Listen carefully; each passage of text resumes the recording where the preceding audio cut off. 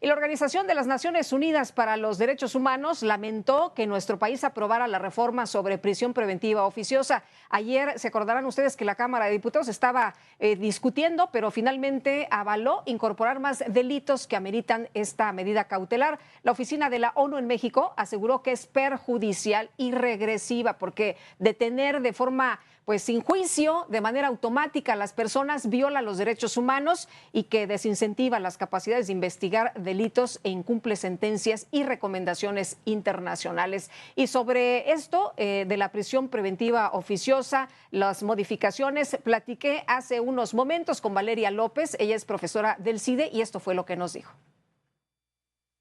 Oye, Valeria, pues se ha aprobado en la Cámara de Diputados una reforma que amplía la prisión preventiva oficiosa. Primero, ¿qué opinas de esto que ha ocurrido y qué significa la prisión preventiva oficiosa? Lo primero, mi opinión, no es una buena noticia para México y para las personas que creemos en un país democrático, que respetamos la idea de la República. No es una buena idea que haya cada vez más delitos que ameriten prisión preventiva oficiosa. Pero vamos a explicarle a la gente con mucha calma qué significa esto. Significa que cuando ocurran ciertos delitos, antes eran menos, ahora desde que gobierna Morena cada vez son más, los jueces pueden ordenar prisión preventiva oficiosa. Eso quiere decir que van a la persona a la casa o al lugar de residencia de la persona que ha sido señalada y la privan de su libertad, ¿no? Se queda en resguardo de las autoridades hasta que ocurra el juicio y se dicte sentencia. Esto puede durar años. Las prisiones y las cárceles de este país se encuentran llenas de personas indiciadas. ¿Eso qué quiere decir? Que están sujetas a un proceso, pero que no ha sido dictada una resolución formal del juez, es decir, una sentencia en su contra o exculpándolos, dado el caso. Sí. Y eso es muy, muy grave. Oye, estaba leyendo algunas declaraciones de Patricia Mercado que decía que 44% de la población penitenciaria en México está encarcelada, pero sin sentencia. Es correcto, Lupita, y eso es gravísimo. En el ámbito internacional ya hemos sido señalados por esta práctica que es violatoria de derechos humanos. ¿Por qué? Porque todos somos inocentes hasta que se demuestre lo contrario. Entonces, mientras un juez no haya dictado una sentencia que diga que en efecto cometimos el delito o la falta que se nos señala, tenemos derecho a gozar de nuestra libertad y de todos nuestros derechos humanos. Uno de ellos es la presunción de inocencia. Y este es precisamente lo que vulnera la prisión preventiva oficiosa. Eso en el mejor de los casos, por decirlo así.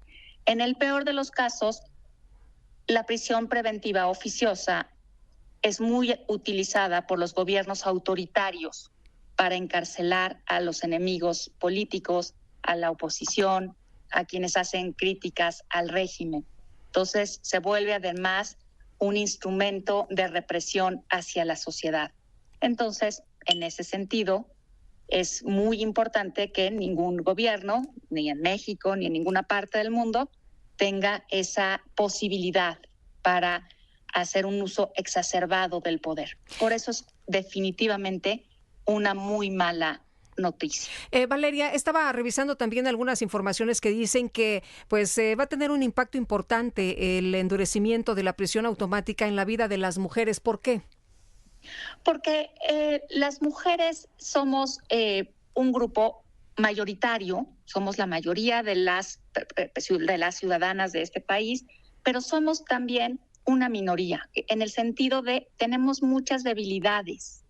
Las cárceles de mujeres son las más abandonadas, las mujeres que se encuentran en situación de cárcel tienen menos oportunidades, menos acompañamiento, están más dejadas a su suerte y entonces tienen menos recursos para poder enfrentar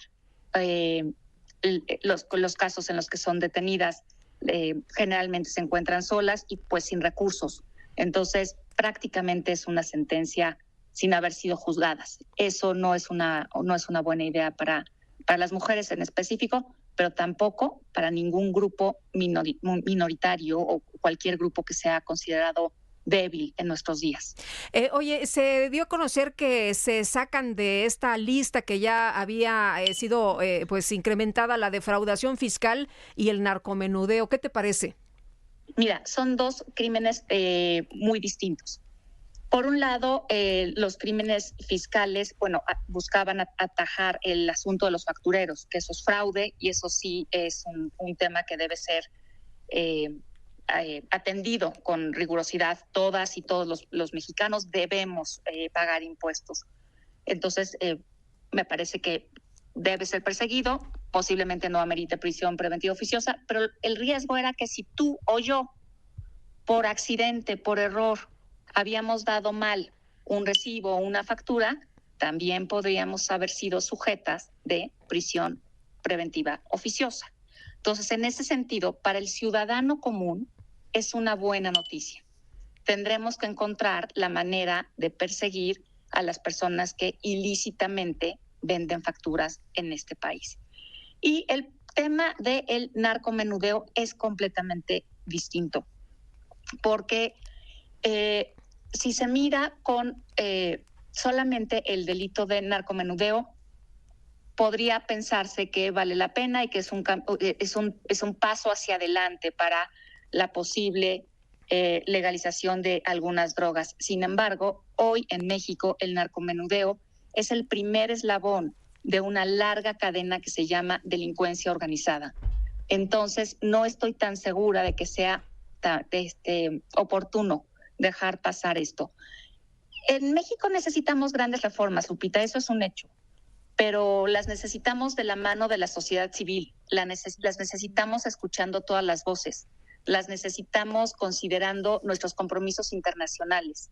Tenemos que encontrar la manera de solucionar los grandes problemas nacionales sin tener que transitar por las vías del autoritarismo.